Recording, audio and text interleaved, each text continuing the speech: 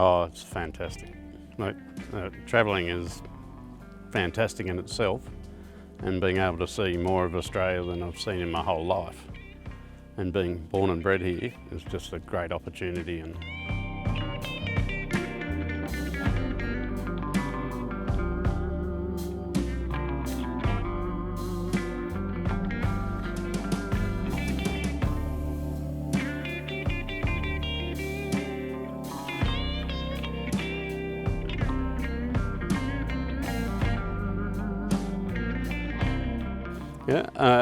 I'm getting close to retirement age, or I was, and I saw a similar vehicle with the camper on it, and at my niece's wedding, and we thought we've got to have one of these. So we went pretty much straight back and ordered one. So we ordered in 2020, and I picked it up 1st of June last year, and it's my first four-wheel drive.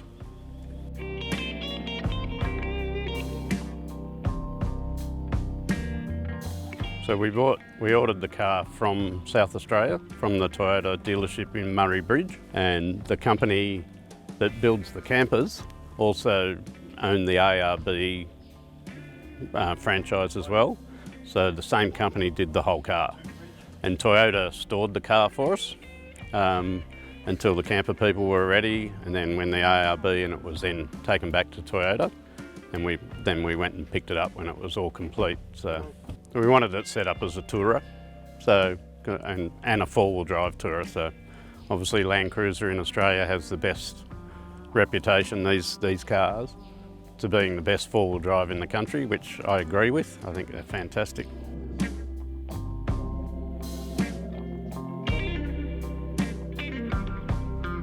Yep, everything. So interior, the bar work, the tray, even the interior of the camper, it's all.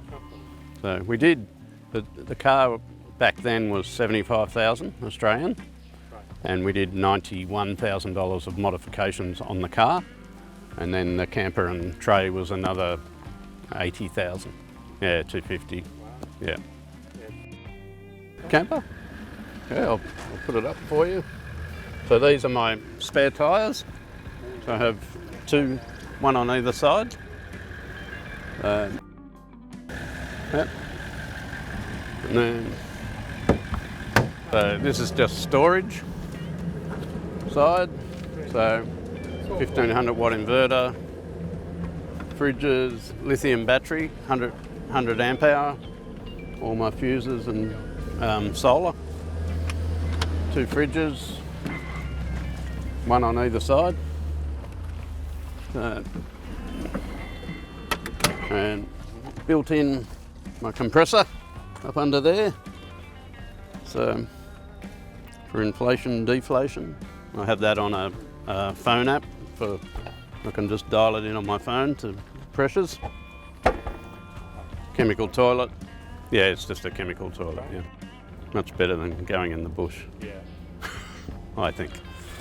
And then that's just pretty much, this is just all storage. And the storage goes quite a way back. So, but that's just everything else that you have to take when you're touring, because you end up taking a lot of stuff.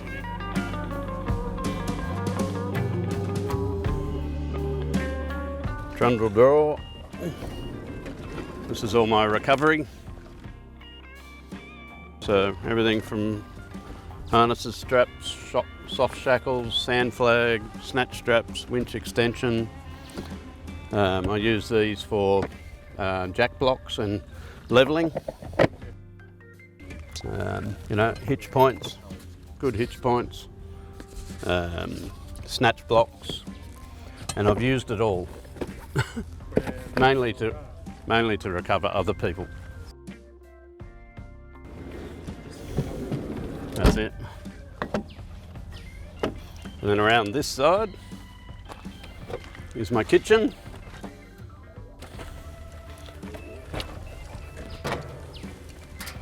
So in there, so another fridge. I have two water tanks up here, 60 litres each. And then I also have another switch off these two taps. And then I have another tap here with 100 litres underneath of water.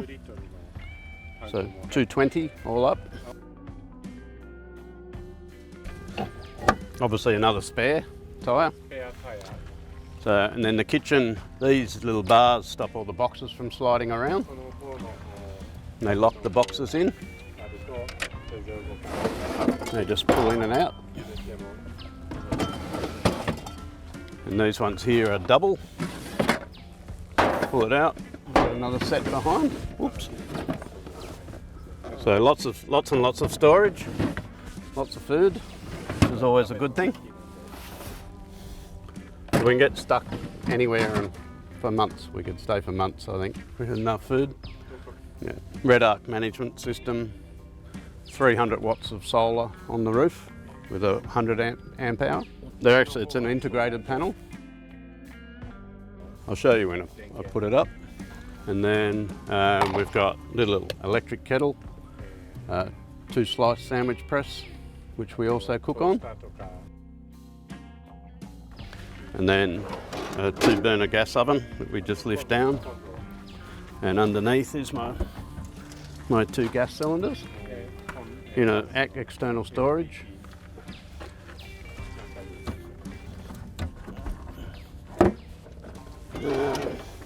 That's pretty much for the kitchen. I'll put the camper up for you. This goes up really quick. What we like about this whole camper is that it goes up and down so quickly because we travel fast, so we don't like camping for a week at a time or one day at a time. Sometimes is enough, and move on, explore the next place. So I like the driving side. Sure. I'll just go around and undo the clips. So there's 6 clips, that's it.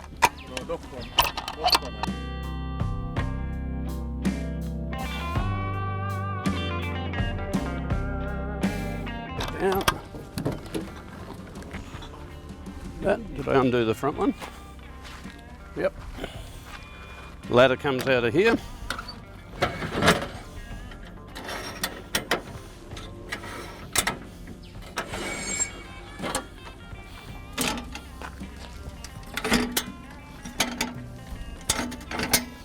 All adjustable. Up I go.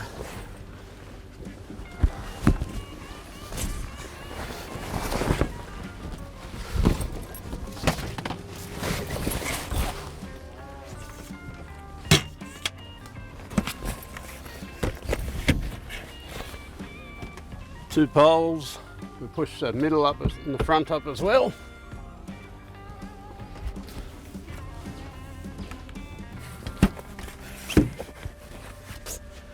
And then handrail, and that's set up. So we've got proper inner sprung mattress, double switched lights inside, LED. So I have clothes drawers, metre long clothes drawers, so 2. I come through here and I can pull my toilet through, so, and sit that down here.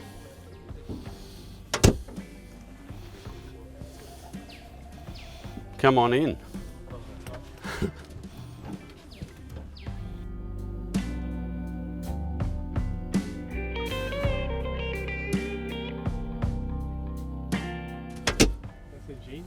And the 2 clothes drawers. There's this little port here. Is this one here is my diesel heater outlet, so I have a control from the bed head. I have charging ports, reading lights, individual lights, nice and airy, all midgie proof netting, so no bugs.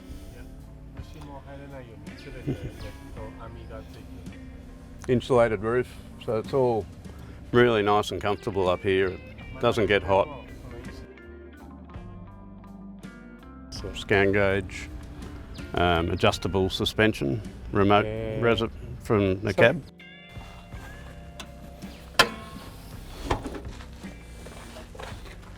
So that's pretty much it. Airbox, This is down to water-cooled sealed alternator. No, I've had it this deep. Not expensive modification, but it's a good one for Australian conditions.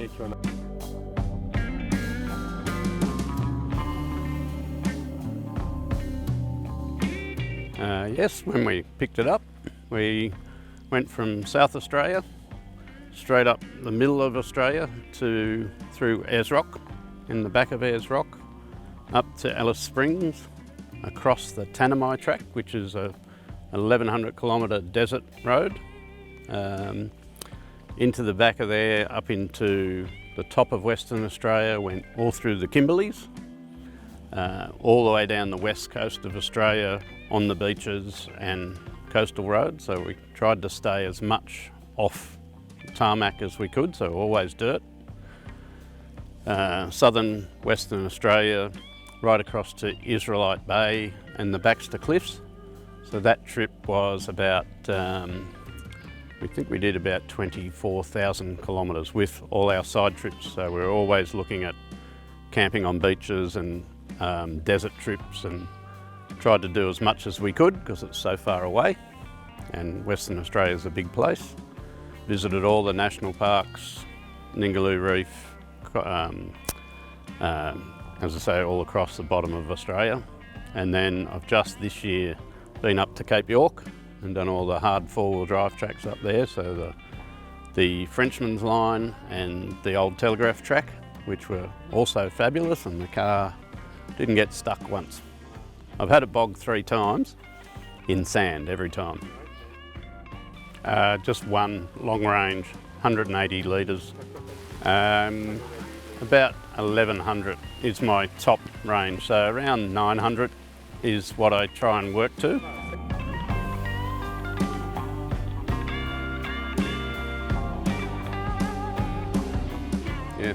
Yes, I'm leaving in on the 12th of December, going back to Queensland and going inland, Moreton Island, and then I'm going to do a few more four-wheel drive tracks in national parks, and then we're probably going to go back down through the centre towards Adelaide, and we'll be back by February, and then Simpson Desert this next year for 2 months and around that area. As I said, to Moreton Island and Queensland, inland of Queensland through some national parks that are up there, and then we just work our way central. And we might go to Kangaroo Island as well on our way home, which is South Australia.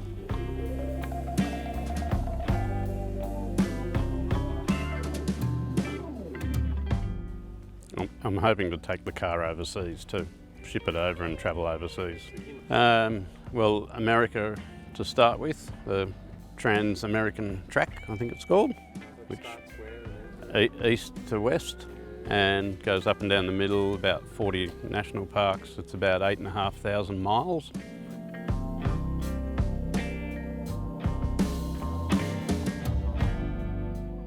Oh, many, 10, maybe more. As long as the car's going, I'll be going.